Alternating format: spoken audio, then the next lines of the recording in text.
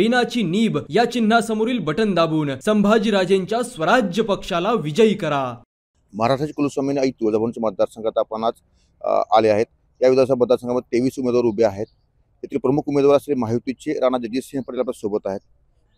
दादा, निवडणूक लागली आहे, कसं पाहताय निवडणुकीकडे? आमचा अजेंडा आहे तो विकासाचा आहे। 2.5 वर्ष महायुतीचे जे होते त्या दरम्यान आपल्या जिल्ह्यातले आणि स्वाभाविकपणे तुळजापूर विधानसभा मतदारसंघातले जे प्रलंबित मोठे विषय होते, जे गेम चेंजर प्रोजेक्ट होते, त्या सर्वांनाच गती मिळाली आहे, मंजुरी मिळाली आहे, निधी मिळाला आहे आणि काम सुरू झालेलं आहे। अनेक प्रकल्प पूर्ण झालेत, काहींच्या बाबतीमध्ये आता पाठपुरावा अजूनही चालू आहे। पण महत्त्वाचं म्हणजे हजारो कोटी रुपयाची विकास कामं आता या मतदारसंघात आणि जिल्ह्यात सुरू झालेले आहेत आणि जनतेपर्यंत आम्ही 2 विषय घेऊन जातोय। एक म्हणजे शाश्वत पाणी, अगदी दुष्काळी परिस्थितीत देखील प्यायला आपल्या जिल्ह्यात पाण्याची अडचण येऊ नये यासाठी कृष्णा खोऱ्याचं पाणी आणणं, आणि दुसरा महत्त्वाचा मुद्दा म्हणजे रोजगार निर्मिती। इथे नोकरीची संधी मोठ्या प्रमाणात उद्योगाच्या माध्यमातून आणि पर्यटनाच्या, खास करून धार्मिक पर्यटनाच्या माध्यमातून उपलब्ध करण्यावरती भर आहे।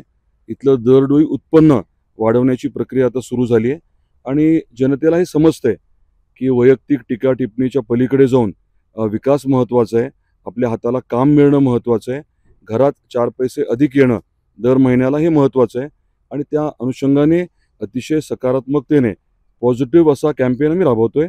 प्रचंड प्रतिसाद मिळतोय। तर विरोधक तुम्हाला टीका करतायत, पण टीकेला प्रतित्तर देताना कधी दिसत नाही आम्हाला।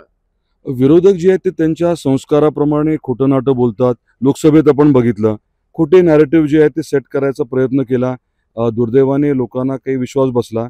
आता माझा साधा प्रश्न आहे की विरोधक देखील 2.5 वर्ष सत्तेत होते, त्यांनी आपल्या जिल्ह्यासाठी, तालुक्यासाठी, आपल्या गावांसाठी काय केलं? पुराव्यानिशी एखादा प्रकल्प सांगावा, हजारो कोटीचा जो त्यांनी मंजूर केला, निधी आणला, काम सुरू झालं। दुर्दैवाने एकही सकारात्मक काम केलं गेलं नाही। उलट जे मोठे महत्त्वाचे प्रकल्प होते, प्रत्येक कामाला खीळ बसवला, प्रत्येक कामाला निधी न दिल्यामुळे कामं जी आहेत ती बंद पडली, अडून राहिली आणि महायुती सरकारने मात्र आल्यानंतर प्रत्येक विषय, एक ना एक विषय मार्गी लावण्याचं महत्त्वाचं आणि आपल्या धाराशिवकरांसाठी दिलासा देणारं काम केलंय। एखादा महत्त्वाचा विषय की जो दिलासादायक तुम्ही म्हटले आता की आम्ही विकासाचं काम करतो, एक 5 वर्षामध्ये असं कोणतं कॉन्क्रीट काम केलंय आपल्याकडून जनतेसाठी केलं? लेखोजोखा नाही, अनेक विषय आहेत। आता पहिला मुद्दा घेतो समजा कौडगावचा टेक्निकल टेक्सटाईल पार्कचा। 2019 साली देवेंद्रजी फडणवीस साहेब मुख्यमंत्री असताना महाजनादेश यात्रेदरम्यान ते इथे आले होते। 1,500 एकरची MIDC इंडस्ट्रियल इस्टेट आहे आणि तिथे आपण टेक्निकल टेक्सटाईल पार्क करायची असं ठरलं। त्यांनी CEOना लगेच पत्र दिलं आणि त्याच्या अनुषंगाने KPMG नावाच्या MNCला काम दिलं रिपोर्ट बनवण्याचं। रिपोर्ट तयार होता। दुर्दैवाने मधल्या सरकारने पाठपुरावा मी करून देखील काहीही केलं नाही। आपलं सरकार आल्यानंतर तातडीने MIDCने स्वतः देशातलं पहिलं स्वतंत्र टेक्निकल टेक्सटाईल पार्क करण्याचं जाहीर केलं। त्या अनुषंगाने आता 250 कोटीची गुंतवणूक करून तिथे 50 मेगावॉटचा सोलरचा प्रकल्पही कार्यान्वित झालाय। 24 कोटीची रस्त्याची कामं सुरू झाली आहेत, सॉरी माफ करा, 24 कोटीचं टेंडर निघालेलं आहे आणि ती प्रक्रिया चालू आहे। साधारण 125 कोटीची मूलभूत सुविधांची कामं जी आहेत त्याची आखणी देखील करण्यात आली आहे। वेगवेगळ्या उद्योजकांबरोबर बोलणं झालंय आणि एकदा इन्फ्रास्ट्रक्चर आपलं तयार झालं की मोठ्या प्रमाणात तिथे रोजगार उपलब्ध करण्याची आमची निश्चिती झाली आहे। साधारण 10,000चा तिथे विचार आहे। तामळवाडीला 370 एकरवरती भूसंपादन सुरू आहे MIDCच्या माध्यमातून।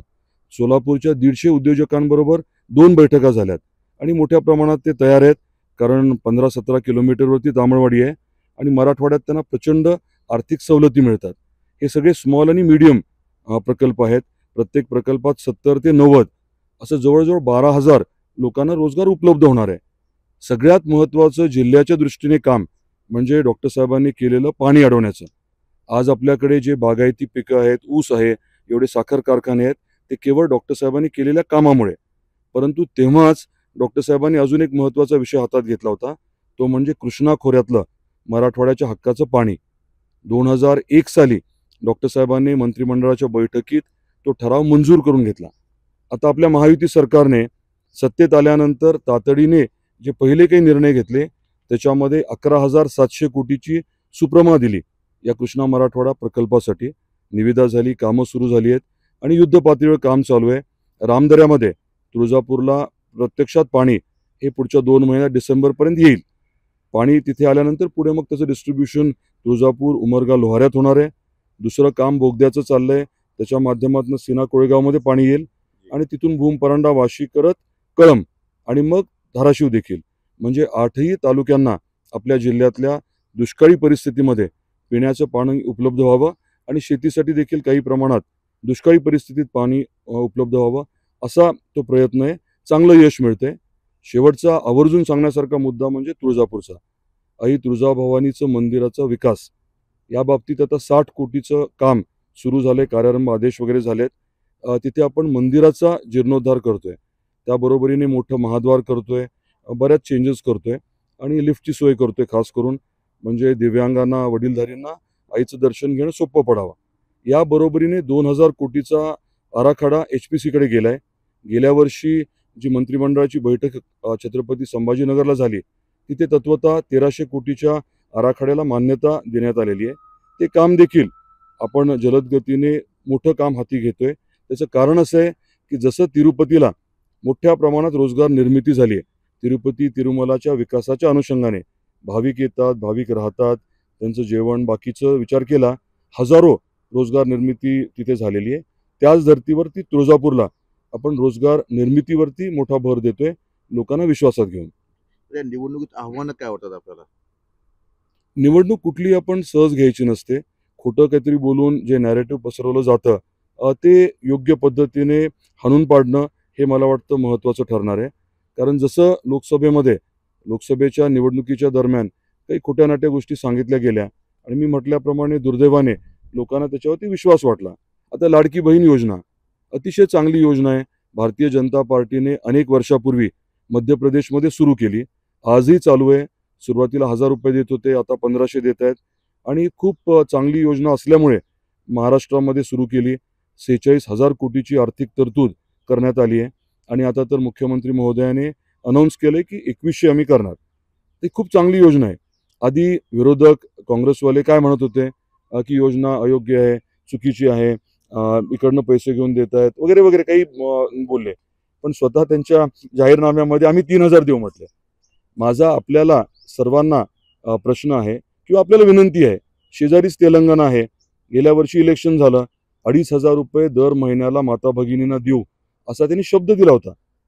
माहिती घ्या आपण चालू आहे का योजना. मी माहिती घेतली, आता तुम्ही घ्या आणि माझी विनंती आहे, आपण रिपोर्टिंग करता तर निश्चितपणे रिपोर्टिंग करा की तेलंगणामध्ये ही जी 2500ची योजना होती, माता भगिनींना दर महिन्याला पैसे देण्याची, मदत देण्याची, सहकार्य करण्याची, ही प्रॉमिस करून सुद्धा, शब्द देऊन सुद्धा, आश्वासन देऊन सुद्धा त्याचं पालन झालं का नाही हे जरूर आपण माहिती घेऊन जनतेपर्यंत पोहोचवावी ही विनंती करतो. 23 उमेदवार आहेत, त्यातील प्रमुख लढत कोणाशी होईल असं आपल्याला वाटतं? सर्वच उमेदवार जे आहेत ते स्वाभाविकपणे आपण कोणालाही कमी लेखायचं कारण नाही. सर्वजण जे आहेत ते प्रतिस्पर्धी आहेत. माझी त्यांना विनंती आहे की आपण सकारात्मकतेने निवडणूक लढा. आपण काय काम केलंय, आपण काय काम करणार आहात हे जनतेसमोर मांडा, ना की खोटं नाटं बोलणं. एकमेकावरती आरोप करायला किंवा अपशब्द वापरायला काहीच लागत नाही. संयमाने जनतेची सेवा करणं, लोकप्रतिनिधीचं काम काय असतं, जनतेच्या अडचणी समजून घेऊन सोडवणं आणि त्या सोडवत असताना अजून आपल्या भागाचा आर्थिक विकास कसा करता येईल याच्याकडे लक्ष देणं. आपली गरज काय आहे जिल्ह्याची? शाश्वत पाणी, कारण दुष्काळी भाग आहे, आणि दुसरं म्हणजे मोठ्या प्रमाणात रोजगार निर्मिती, याच्यावरती आपण भर देतोय. पण छोटे महत्त्वाचे विषय सोडत नाही आपण. कोविडचा काळ आठवा तुम्ही, अगदी तुमच्याही घराचा विचार करा. पूर्ण जिल्ह्यामध्ये एकही गाव सोडलं नाही. सॅनिटायझर, मास्क आणि गोळ्या आपण सगळीकडे दिल्या आपली जबाबदारी म्हणून. अनेक ठिकाणी जेवणाची सोय आपण महिनोन्महिने सुरू ठेवली. हे काय आपली म्हणजे काय जबाबदारी म्हणून, कोणावरती आपण काही उपकार करत नाही, आपली जबाबदारी म्हणून लोकप्रतिनिधीने काम करणं अपेक्षित असतं. त्यांनी प्रामाणिकपणे संयमाने जनतेची सेवा करणं अपेक्षित असतं. जनतेला मदत व्हावी, जनतेचा आर्थिक देखील उन्नती व्हावी, या अनुषंगाने रोजगार निर्मितीवरती भर द्यायचं आम्ही आवर्जून ठरवलंय. आता एवढं तुम्ही लेखाजोखा सांगितला, परंतु लोकसभा मतदारसंघाचा जर विचार केला आपण मागच्या निवडणुकीमध्ये 52,000ची महाविकास आघाडीच्या उमेदवाराला लीड आहे. त्याचं कारण त्याचं गणित कसं आहे? त्याचं कारण तुम्हाला जास्त माहिती आहे. आपल्याला ती लीड तोडून आपल्याला ते हे करायचं आहे नाही नाही त्याच्याबद्दलचं त्याचं जे गणित कसं आहे? त्याचं वास्तव गणित सोडा, वास्तव काय आहे की लोकसभेच्या वेळेस जे काही खोटे नॅरेटिव्ह सेट केले गेले, मराठा आरक्षणाच्या बाबतीत बोललं गेलं, जे निवडून आले त्यांनी मराठा आरक्षणाच्या बाबतीत 6 महिन्यात काय केलं, त्याच्या बरोबरीने जे बाकीचे नॅरेटिव्ह होते संविधानाच्या बाबतीतलं किंवा मुस्लिम समाजावरती अन्याय होईल, हे सगळं खोटं हे लक्षात आलेलं आहे ना. एकदा खोटं बोलू शकाल तुम्ही, एकदा मला फसवू शकाल, परत परत खोटं बोलाल, परत परत मला फसवाल, असं काही होणं अपेक्षित नाहीये. माझा पूर्ण विश्वास आहे जनतेवरती, सन्माननीय सर्व बंधू आणि भगिनींवरती, की वास्तव काय आहे, खरं काय आहे, योग्य कोण आहे, अडचणीच्या काळात आपल्या पाठीशी कोण असतं, आपल्या मदतीसाठी कोण धावून येतं आणि आपल्या मुलाबाळांचा, पुढच्या पिढीचा विचार करून कोण काम करतंय, हे मला खात्री आहे की मतदार बांधवांना, भगिनींना माहिती आहे आणि ते पूर्ण ताकदीने साथ देतील. नेरेटिव्ह आपण म्हणलं की नेरेटिव्ह एकदा खोटं बोलले, दोनदा खोटं बोलले, हे नेरेटिव्ह तुम्ही डिमोरलाइज करण्यासाठी तुम्ही काय करणार? तुमचं प्लॅनिंग काय तुमचं त्याच्यामध्ये, की आपण हे नेरेटिव्ह तुमच्या सरकारनं सांगायचं की खरं काय आहे आणि तुमच्या सरकारने लोकांपर्यंत नीट मांडायचं की खरं हे आहे. मी म्हटलं ना, तेलंगणात माहिती आहे ना तुम्ही, लाडकी बहीण योजना ही आपल्या महाराष्ट्रामध्ये बिनबोबाट चालू आहे, पण त्याच्यावरती आरोप केले जातात. मग जे आरोप करतात त्यांनी ज्या राज्यामध्ये आता निवडणूक जिंकली, 6 महिने 8 महिने होऊन गेले, तिथे त्यांनी दिलेला शब्द पाळला का नाही, हे जर तुम्ही खरं जनतेसमोर मांडलं तर जे काही फॉल्स नॅरेटिव्ह आहे ते क्लिअर होईल. त्यामुळे आपल्यालाही विनंती आहे की एक दिवस आपण हैदराबादला जाऊन या आणि आपण आवर्जून माहिती घ्या की तेलंगणामध्ये ही योजना चालू झाली का, व्यवस्थित लोकांना पैसे मिळत आहेत का, आणि वास्तव जनतेसमोर आपण मांडावं. विश्वास किंवा विजयाचं गणित काय? माझा विश्वास जो आहे तो मतदार भगिनी आणि बांधवांवरती आहे. त्यांनी माझं काम बघून मला मतदान करावं अशी माझी अपेक्षा आहे आणि मला पूर्ण विश्वास आहे की मी प्रामाणिकपणे वेळ देऊन जे काम केले ते जनतेला माहिती आहे आणि ते ठामपणे माझ्या पाठीशी उभे राहतील. येणाऱ्या निवडणुकीमध्ये मला परत एकदा त्यांचा प्रतिनिधी म्हणून विधानसभेत पाठवतील याचा मला पूर्ण विश्वास आहे. काल महायुतीच्या प्रचारार्थ मुख्यमंत्री एकनाथ शिंदे येऊन गेले, तसे काही आणखी स्टार प्रचारक आपल्या मतदारसंघात येणार आहेत का? एकदा म्हणजे कन्फर्मेशन झालं की निवडणूक मी विकासाच्या मुद्द्यावर लढवणार असून जनता यावेळी विरोधकांच्या फेक नेरेटिव्हला साथ देणार नाही, यासोबत विजयाचा विश्वास आहे, असे मत राणा पडे यांनी व्यक्त केलं आहे. गणेश जाधव, मुंबई तक, धाराशिव.